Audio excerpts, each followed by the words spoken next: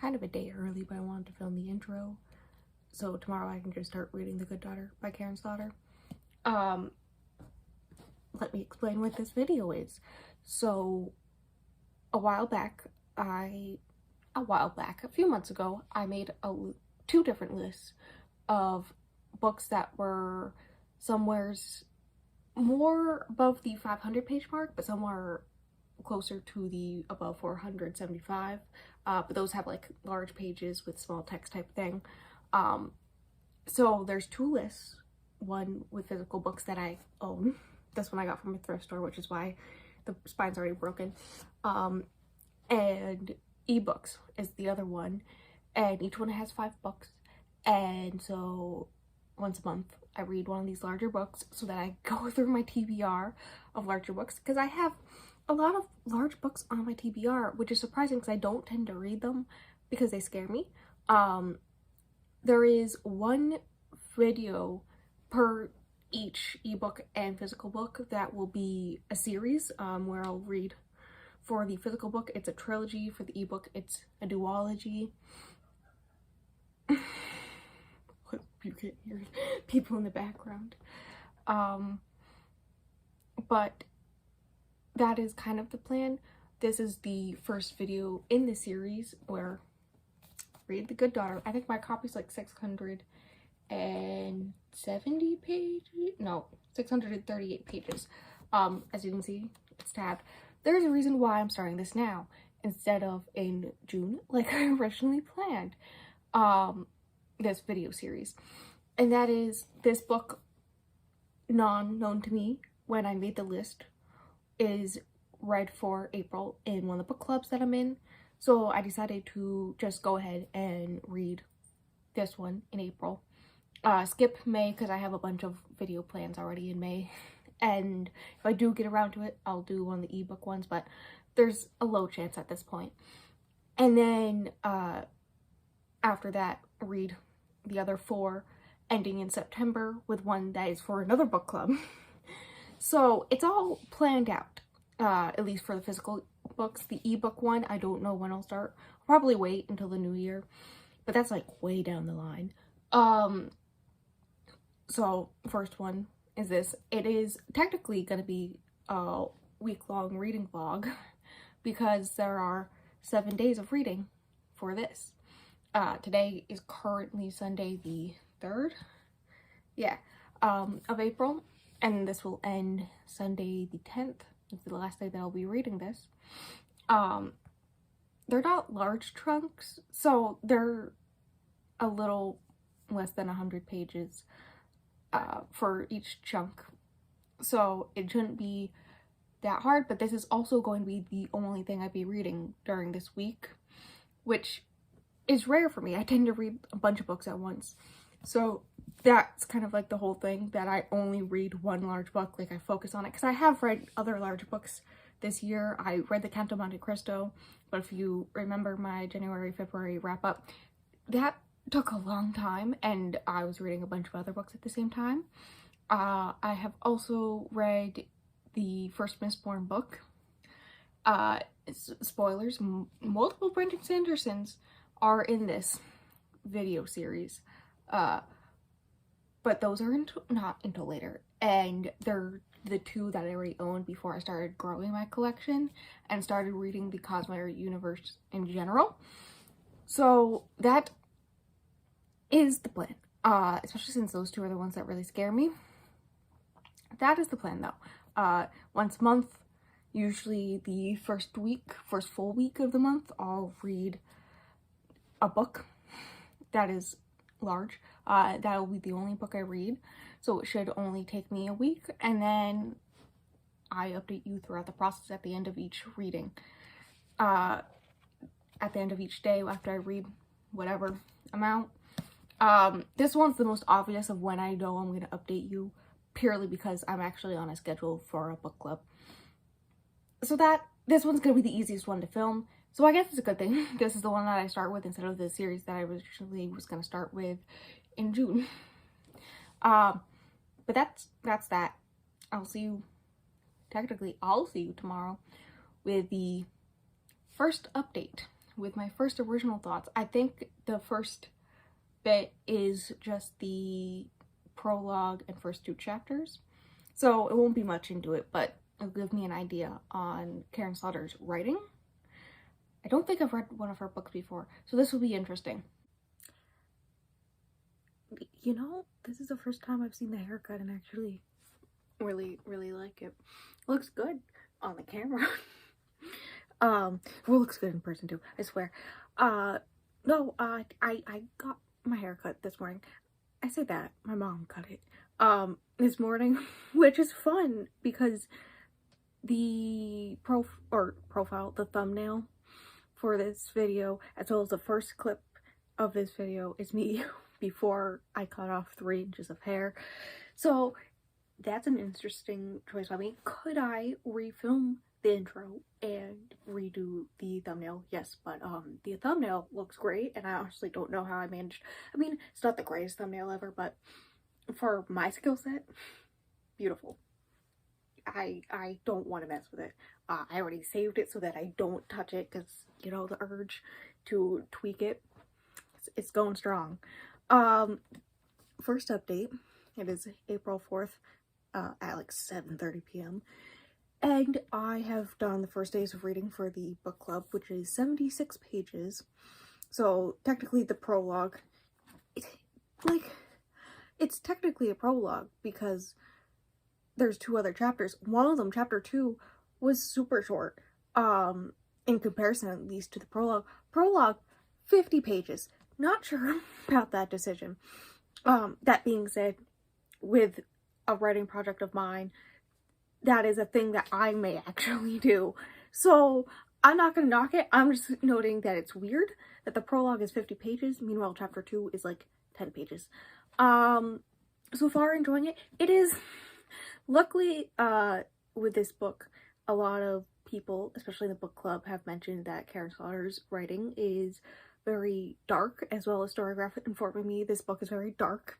So I do not what to expect, but to expect something, which is a good thing, because the prologue and chapter 2, we got police brutality, we got essay, we got the R word, we got school shootings, we got things at the wazoo. The fridge just turned on. I'm gonna turn it off. I'm leaving. I'm not gonna restart filming this clip, but no, that was me turning off the fridge. So things are going crazy. The prologue is in the point of view of Samantha. It's 2 sisters, and so it's following Samantha in the prologue, and a lot of things happen. It sets up the end of prologue where you're not sure if she survived what happened, and I think the prologue is quite literally titled something like what happened to Samantha. Yep. What happened to Samantha? You can't see that. And so not sure if Samantha's alive. And then there's the other sibling, Charlotte, aka Charlie, and she is a defense lawyer like her dad, but in a different way. There's a lot of stuff about the criminal justice system already. I mean, I didn't mention police brutality already. It's a fun time. Not sure how I feel about how the goth kid is the one doing the school shooting, but you know, that's fine. I'm trying to figure out this other character's name. I will find it. Huck, that's his name. Because Huckleberry Finn, they gave him the nickname Huckleberry. People call him Huck. Is a guy that Charlie met at a bar like the night before. They had a one-night fling, but they accidentally switched phones, so she's like going to his place of work, which is the middle school, to trade phones, and they start talking, and things about their true identities / past come up. When she tells him her name, he starts freaking out, because they're pretty infamous in this town for the stuff that went down in the prologue. Also, can we please talk about how some members of the town think that the whole entire thing that happened was they framed it. They made it up. Like, I'm sorry, did you not see the mother's body? I was gonna bring up a joke about how her name isn't actually Gamma, but it was Gamma, and I was like, okay, like, thinking the Hulk for, like, I know why I was thinking Hulk, but there was gonna be a joke there.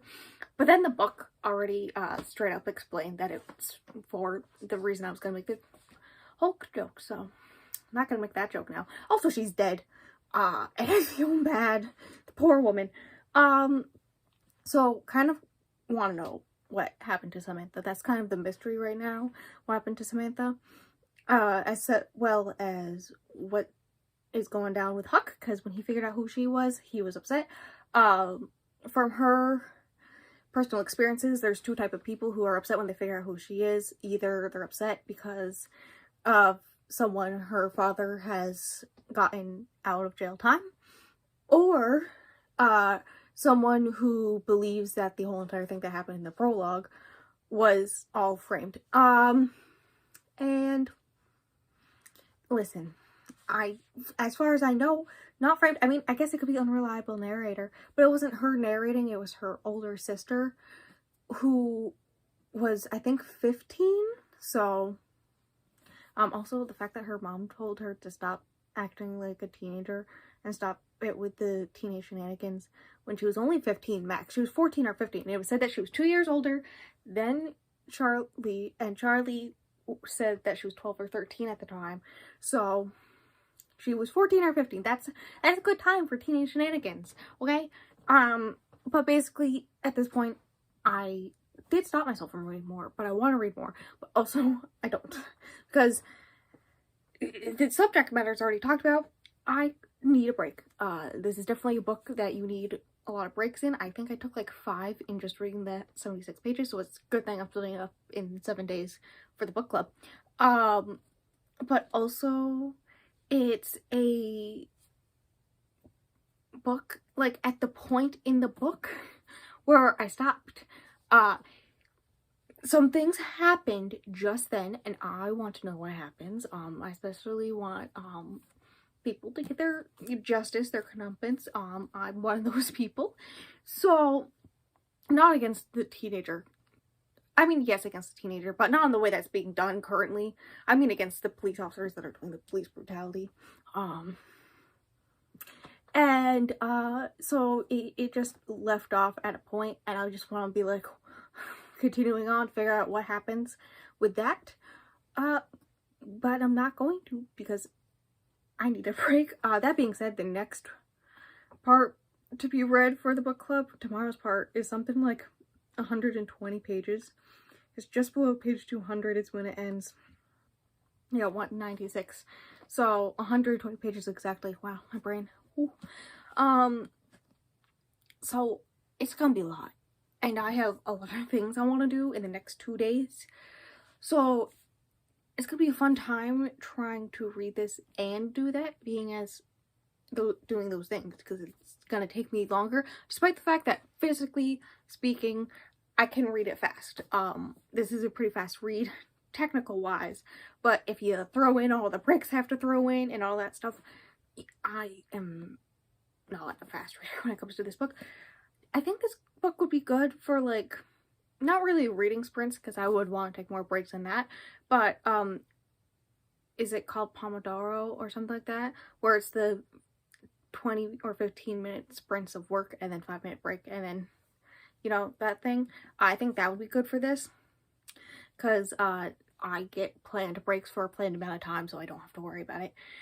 So I think tomorrow that's how I'm gonna read it, because I have some of them saved in a playlist that you cannot see, it is privated, but that is the plan for tomorrow, to read that. Do I have any idea what I'd rate it now? No, because there's so many questions. Nothing's really happened, but also a lot has happened, and I'm confused, and I'm just gonna ride the chaos train that is this book, because as I learned in the alphabet reading vlog, which should be up before this, I really like chaos in my books. So I'm just gonna live for the chaos. That's the plan. But that's that. See you back here, probably back here. I actually, in the process of taking photos for the thumbnail, found a newer spot for filming in which I get to stand and not have to lean against a weird wall or sit in a weird old couch. So you may see me here a lot. I kind of like it here. Also, there's a lot of room to do this. But yeah, that's the plan. I read some more. It is April 5th at 8 p.m. and you can most definitely hear the dishwasher below me, like right below me. Did I plan to have read this 120 pages earlier? Yes. In my defense, I did spend the whole day filming and editing, well, re-editing, and then refilming another bit and editing that part of the alphabet vlog, and now it's uploading. It's at like 65%, and I had a lot of technical difficulties in that department alone. If there's one perk with everything that went down with that vlog, is that I learned some how to cut out some of the steps for this process. Now please go to that video, and you don't even have to leave a comment or like watch it or anything. Just like send me a comment of just like, please, I pray for you and your sanity, because it's gone. It doesn't exist anymore because of that video. But we're not here to talk about that. We're here to talk about the good daughter. So we've learned a little bit more about Charlie and her relationship with her husband, Ben. And we've learned a little bit, like a tiny bit about Huck's character. I am very interested in what's going down with him, what his past is. Apparently he's like a war hero and stuff, but also like may have stolen evidence from the scene and stuff. Now the FBI are interested in him because of it and all this stuff. And from what I understand from finally reading the synopsis of this book, is that basically this whole entire case, this whole entire shooting brings back a lot of memories for Charlie, and so the truth about the past finally comes out or something like that. Which is fine and all. Like, I've already seen at least a few times already, like her brain trying to remind her through her past trauma through this trauma of what happened, but she's like avoiding it, and all that stuff. Very intrigued on what's going down with Kelly and reasonings and stuff. Does it feel like someone else? A little bit, because like honestly, someone did say that she was a blind follower type person, so but intrigued. I'm mostly intrigued at this point, and that's really it. I mean, I'm angry at characters and people and whole entire towns, and upset and stuff. Like, this book is making me feel negative emotions, but it's supposed to. So if that means that I'm enjoying it, I guess I am. Don't know what I would rate this. I'm mostly scared because I just reached 30%. And someone said, I don't know where I saw it, maybe on Goodreads, that most of the triggering topics were mentioned in the beginning and in the middle. And I've already gone through the beginning ones. That's called the prologue. But now I'm almost to the point of the middle, which means if I don't read it tomorrow, it will probably be the next day, and I'm not emotionally prepared. That being said, still reading this pretty fast, technically wise. I do really enjoy her writing, which says something. I just see a bunch of Discord notifications going off right now. Ignore that. But do enjoy her writing. I don't know if I'd read another one of her books though. I definitely need a long break because I've heard that all her books have or one very large and two triggering topics. So I had like a solid month and a half to emotionally prepare for this one. So But yeah, that's where I'm at. Don't really have anything else to talk about. Because not much actual plot stuff happened. I mean, Rusty, I grew on me a little bit at the end of the last chapter, though originally not the biggest fan of him. And then also, there's a hair in my lipstick, just ignore me. Also, this 120 pages was only 3 chapters, which means they're very long chapters, which normally does affect me and my reading. I really hate long chapters, but I don't seem to mind them because I'm reading them so fast anyways, just because her writing style is easy for me to digest. Not really easy for me to digest, but easy for me to read fast and get through it. So I guess there's that. I don't know how many pages I gotta read tomorrow. It goes to 293, so just under 100 pages. 97 pages, if I can do math properly. Goes from chapter 6 to chapter 8. So it's 2 chapters and 97 pages. Karin, are you okay? Do you need help? There is a such thing as next page. Or, yeah, you can just do next page and start a new chapter. Like, that's the thing. I know, I do it myself. But yeah, that's this update. It's a short one. I'm not sorry. It's for your benefit and my benefit, thanks to the alphabet vlog. So, I gotta thank that one. See you tomorrow, I guess. Hopefully earlier tomorrow than I did today. Plan to read that part early in the morning, because I got stuff I gotta do. So see you then. The Good Daughter, day 3. It is around 3:30 p.m. So it is earlier than yesterday on April 6th. And I just got to page 293, which is the point that I'm supposed to read for today. And it's just under the halfway point. So that's fun.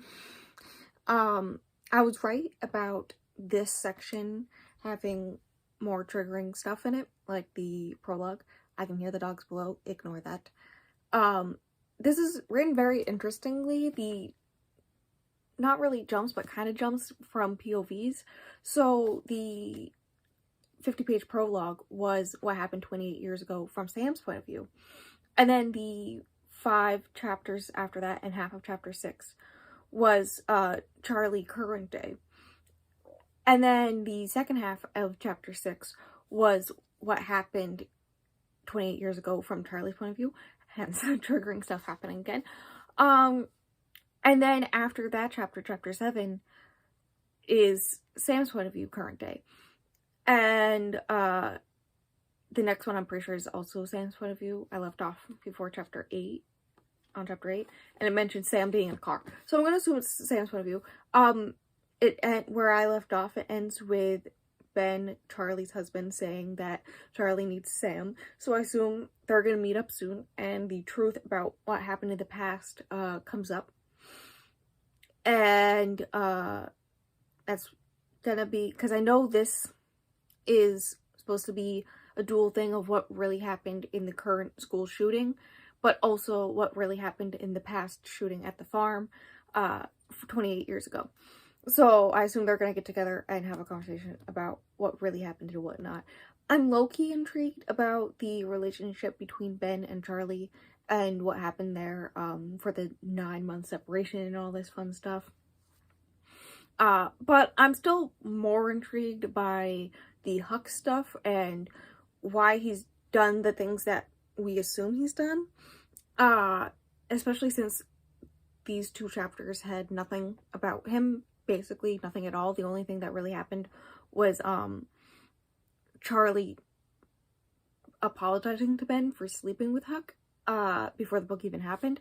So like it's not answered really any questions. I mean, we officially know now that Sam survived.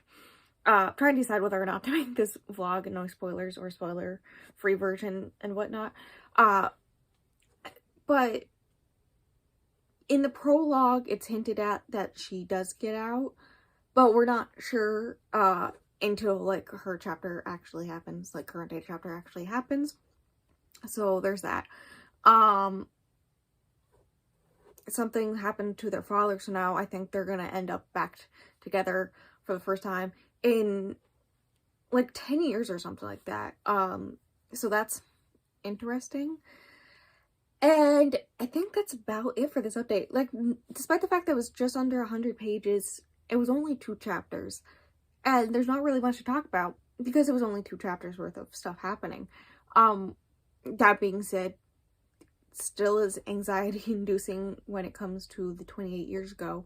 But still want to know not really what happened, but like what's this truth that's mentioned and whatnot, especially in the synopsis. Yes, I actually went and read the synopsis. I rarely ever read synopses of mystery thrillers because I feel like it gives it away a lot of the time, but I went with it because I was very confused on where this was going after the first day of reading, where like it starts out with the 28 years ago, and then all of a sudden you're in a school shooting current day, so I was very confused on how they're connected, but I get it now. Is the trauma of this current event bringing back the trauma of the past event to figure out what really happened both times and whatnot. I guess I'm still enjoying it. If I can say that I'm enjoying these topics and whatnot. Subject matter, not having a good time, but like that should be expected. But the actual writing style of this is honestly great. Apparently I love Karin Slaughter's writing. That being said, this is like the first book of hers that I'm reading. Don't know if I'll read another one of hers because I'm not sure if I can handle it.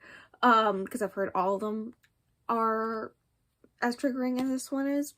But I do have to condemn that she's a great writer. So we'll see. That's basically where I'm leaving this part off on. It is day 4. You can most definitely hear the dog downstairs and the rain outside. But we're going with it because this is the time that I can film. It is Thursday the 7th at 6 p.m. And I just got to page 385, which is 60% of the way through the book. And I've had a very anxiety-inducing day, so thankfully this is the first part that didn't cause me to have anxiety on top of that. This one was definitely more of a chapter or section about Charlie and Sam's relationship. Their relationship is actually kind of nice. How do I explain this? It's not really healthy or anything, but it's different and new in this book at least, and I'm enjoying it. So far, my favorite part in this book, to be honest. A lot of this one was just the family dynamics in this family, and then more about what happened in the school shooting and talking to Kelly for like the first time.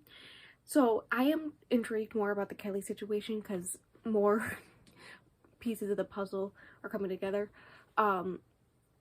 But I don't know if anything else is going to come up about the past because like I feel like we have everything, but according to the synopsis we don't, so I don't know.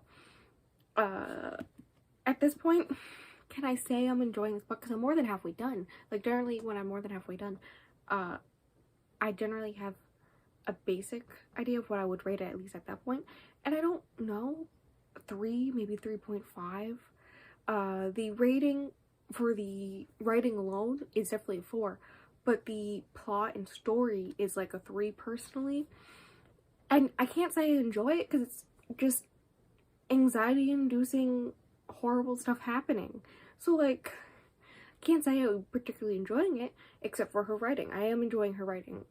So I guess a 3.5. I don't know, I'll figure that out on Sunday when I finish it, which means I have 3 days left of reading in about 300 pages, I think, or less than that apparently, in about 260 pages. in 3 days. So if that gives you an idea how it's split up.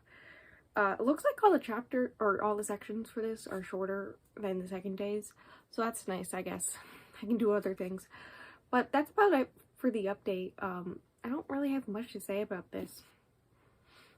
Nothing's really happening plot wise. It's just mystery pieces coming together, or like the mystery forming for the pieces to come together in the end type thing, and me enjoying Slaughter's writing style.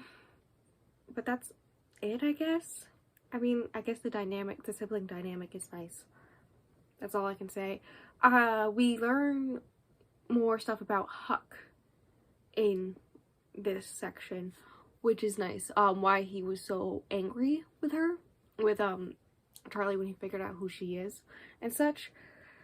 So that's nice, I guess, because that was like the main question I had. My main two questions were why is Huck so angry / what's up with him, and what if there's anything else about the past, what is there?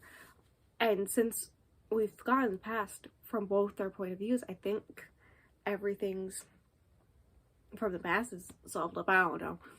And then we got the information on why Huck does not like the family, which is good reason. So, you know, I'll give him that. That makes sense why he doesn't like their father and whatnot. But also, there's more questions about him. Why did he take the gun that Kelly used in the shooting and such? Like, I want to know what's happening with Huck and why he's so important to this story. Because, like, the reason why he's angry was brought up in, like, the first chapter or the prologue. Like, at that point, we didn't know that had anything to do with this guy because we didn't even know who he was at that point. But it was brought up that early on. So, I think he has a bigger part to play, or that has a bigger part to play in this story. But at this point, I don't know. And I basically know nothing. I'm just here for the ride, and I'm not having that great of a time. But that's just because subject matter is being used and such. It's not so much the plot itself that I'm not having a fun time, it's the subject matter. So, I can't knock it too much for that. I have very hard difficulty holding this up because the light really likes to reflect off of it. Maybe I should just stop holding it. That's the solution. But that's the update for today. So I guess I'll see you tomorrow with hopefully a better one. Hello, day 5 filming. I already filmed this once before. Just now, I went to, like, when I was filming it, it looked a little cloudy and weird. I was like, the lighting looks weird. It doesn't look quite right, quite normal. And then I uploaded it to, or airdropped it to my iPad and uploaded it to iMovie from there. And then I realized on the big screen that is my iPad, it's because the camera was smudged. So the whole entire thing was just foggy and weird. It looked like I just had got my fingerprint on it, which makes sense because I don't have my phone case on it right now because the phone case broke, which I'm trying to find the super glue in order to fix it. That's a current project, but that means I know what to say, which is that it is Friday the 8th at 7:30 probably now, 7:18, and I've read 470 pages. Every time I want to say 740, and I'm not going to hold up the book because I look weird every time. I'm going to put my hands in my pockets and try not to talk with my hands as well. The things you notice when you edit yourself. So this point, it's just more questions that I have and not answers. There was one answer, and it's about my reading taste in general, which I'll get into. It was 3 chapters long, this part was, and it was interesting. It was more about relationships. The second, third chapter were about relationships in general, specifically Sam and Charlie's, and then Sam's with their father. But there was the whole entire first chapter of this section that was more of what happened with Kelly and the shooting and whatnot in the beginning. And we learned a little bit more, but not much. And it's just more questions that those answers have brought up. Like, who baby daddies are and such. So, intrigued, I guess. Also, more questions. Like, I understand that Sam and Charlie don't talk normally. Like, this is the first time they've talked since Charlie got married to Ben. But, like, when their father tells Sam, being as he's the only person that talks to both of them about the miscarriages or Sam's marriage and her husband's death and all this stuff, like, when does all come up at one point? I feel like this is just something you know about yourself. Like, am I weird about this? Maybe. Who knows? And then there's also the perpetrator from the case 28 years ago. The thing that happened 28 years ago. The only living perpetrator has apparently been sending the father letters on the same day of every month. Like, I think it's the first Friday of every month, saying, "You owe me." That's all it says. And it's also the same day that their father calls Sam and leaves a voice message. So it's a little weird. I'm confused on why Rusty apparently owes this man, though, you know, there's questions about that. And also questions on how the cases connect. At this point, the only purpose of the 28 years ago one is that it's a caveat for Sam and Charlie's characters. It's a big point of their characters, that I understand. But it keeps on being a big part of the book, even now. Like, it's mentioned multiple times. It's not mentioned almost all the time.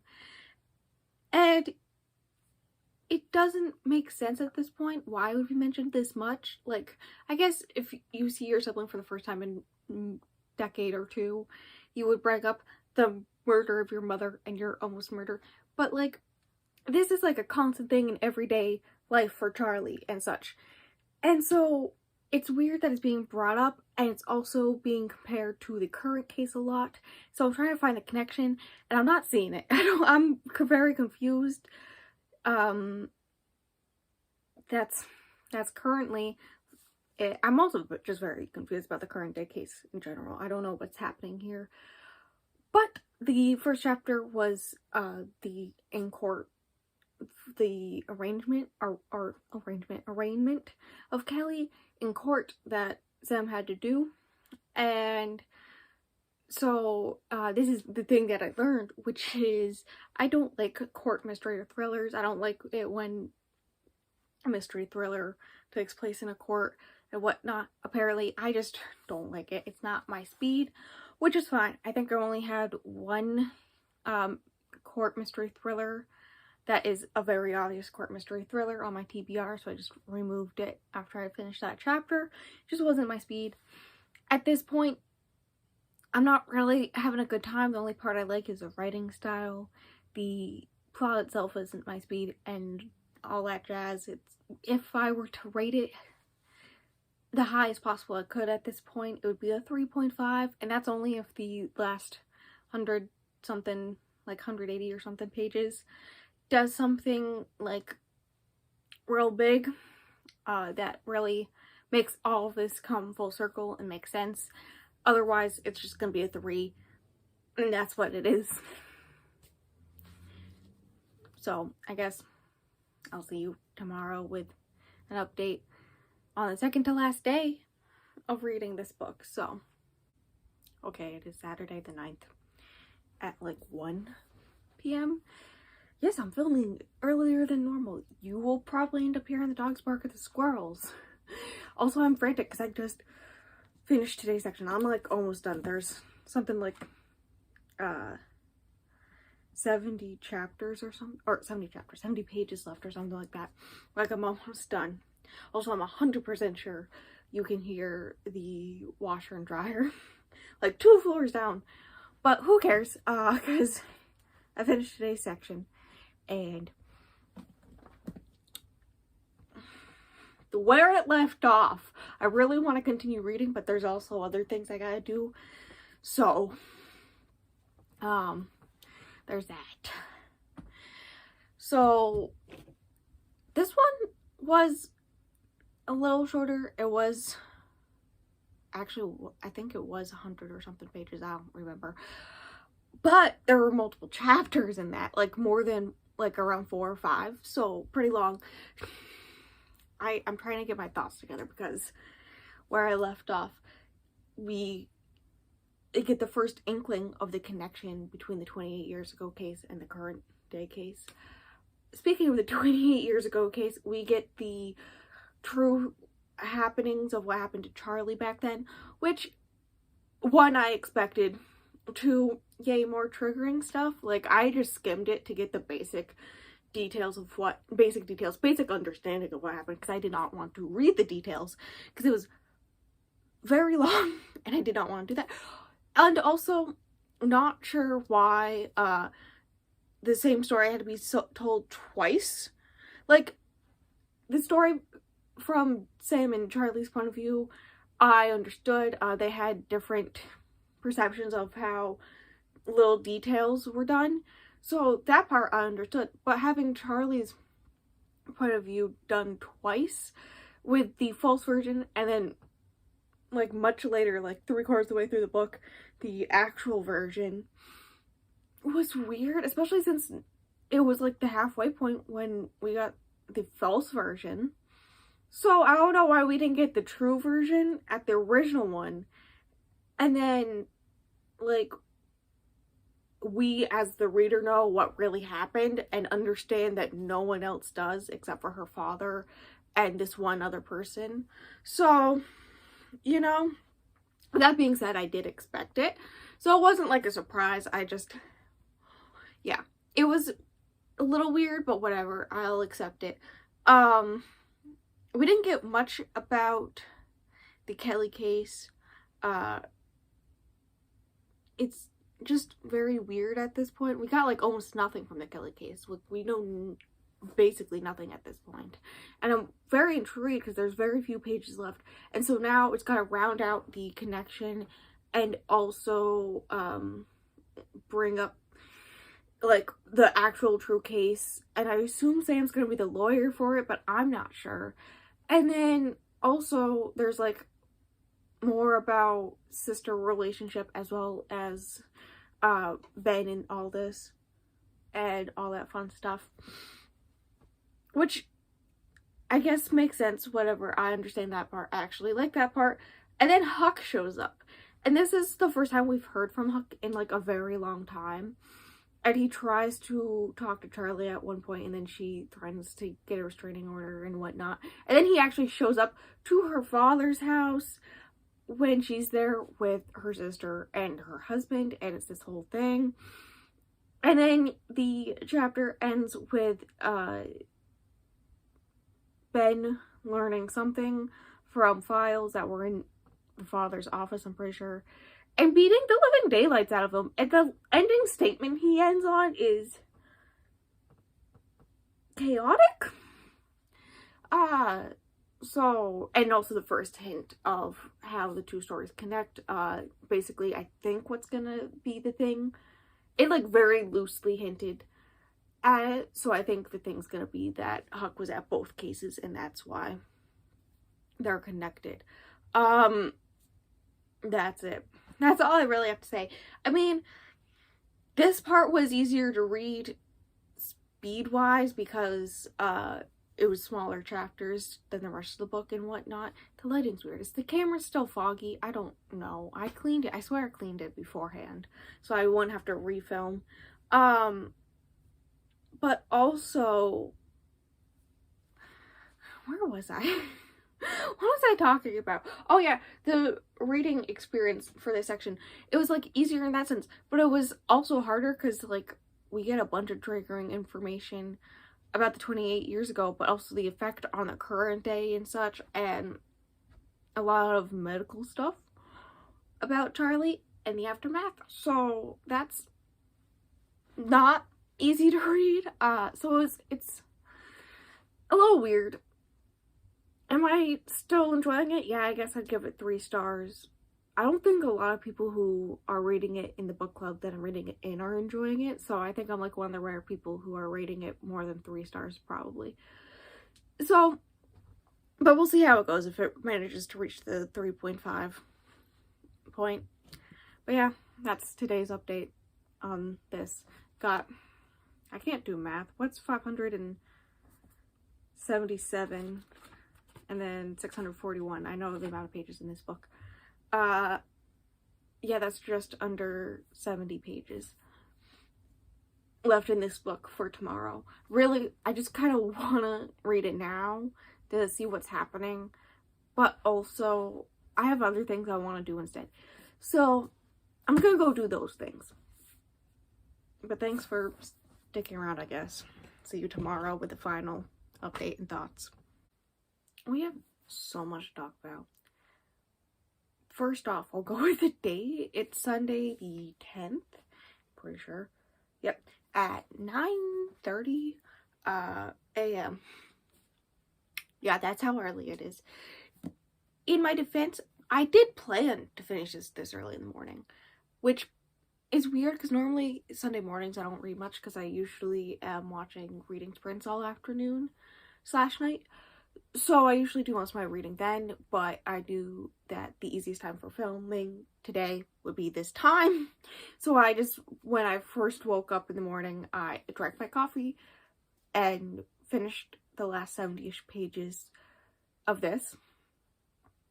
And that's why it's 9:30, 9:40. It was like 9:37 last I checked. In the morning when I'm updating you. And I guess I got thoughts, but like there's other things to talk about, such as, does my voice sound weird to you? Because it sounds weird to me. Basically everyone in the house has been sick for a few days. I can hear the dogs. We're ignoring that. And I have been pretty good. I haven't gotten sick until last night. I started to feel the tickle in the back of my throat or the sore throat coming on. And so I downed a bunch of vitamin C stuff, and it's not as bad as I was expecting it to be, especially based off of my mother's comments on how it was for her after the first night type stuff. But basically, it's not even like a sore throat. It's just I can feel that all like scratchy and scraggly and super like swollen, and then I can hear it every time I talk. I can hear it, and I constantly want to cough, but not because it's a sore throat or anything, just because it feels like there's something stuck in my throat when it's just swollen and scraggly from having a cold. So that's why my voice possibly sounds weird. I don't know. It may sound weird to other people. It just sounds weird to me. So who knows? Also, it is a windy day, and technically we're basically in a metal dome technically up here, so you can hear all the wind. I mean, I'm right between the two windows in this room, so like you can most definitely hear the wind. I waited for it to calm down a little bit, so who knows if you can hear it. I think that's it to talk about just life in general. I guess I could talk about the editing of this video if I really wanted to, how the alphabet vlog has only been up for 4 days at this point. So technically I could have this edited and up by tonight, but I think I'm going to wait a bit so there's some time in between the two vlogs, and then do the other vlog at the end of the month.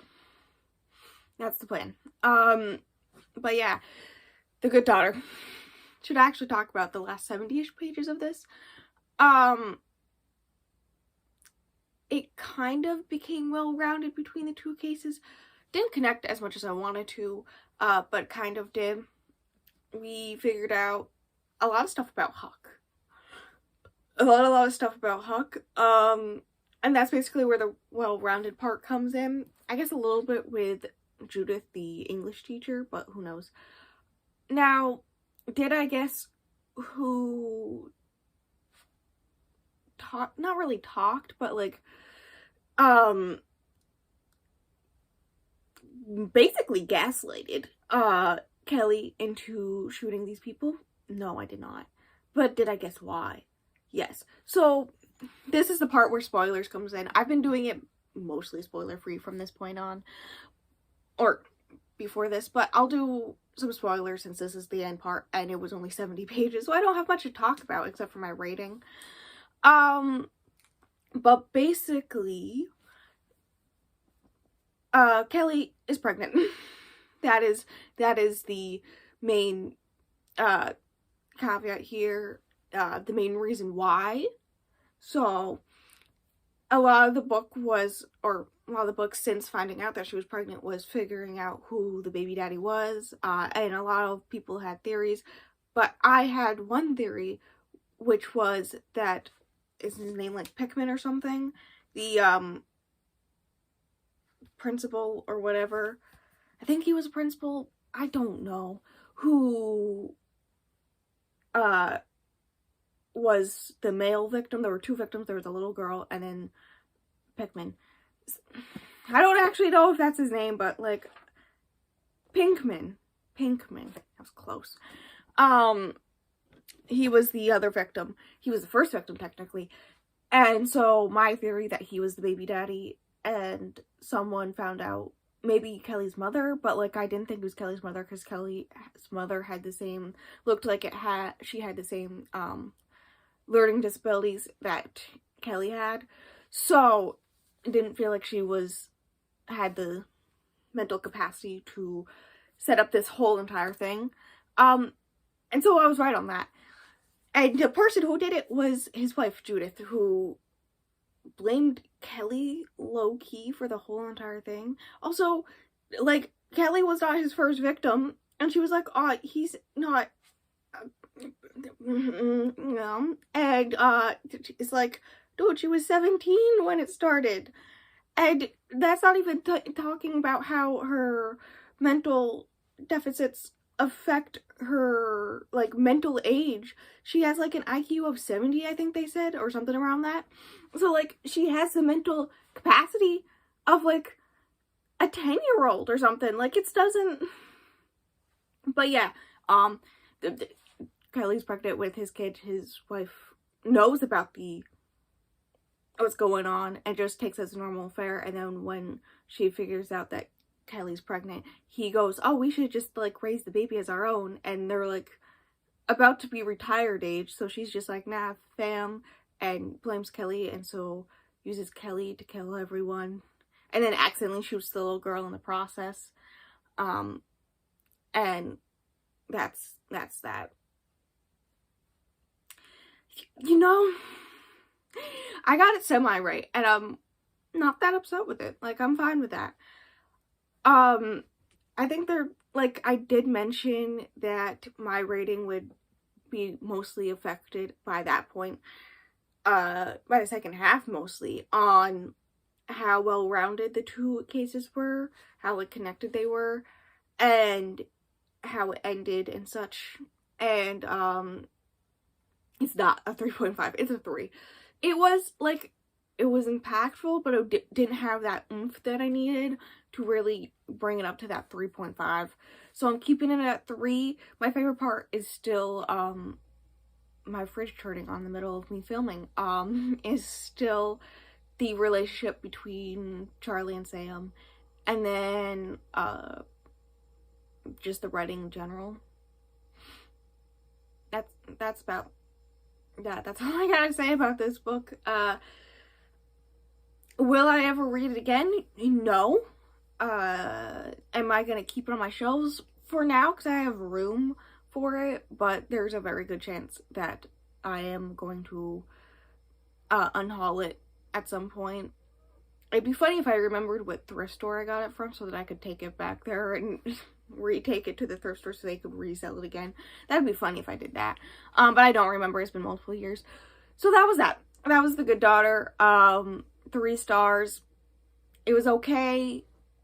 The writing was good. It was impactful, but it just didn't have the oomph that I needed it to have. And that is basically all I have to say.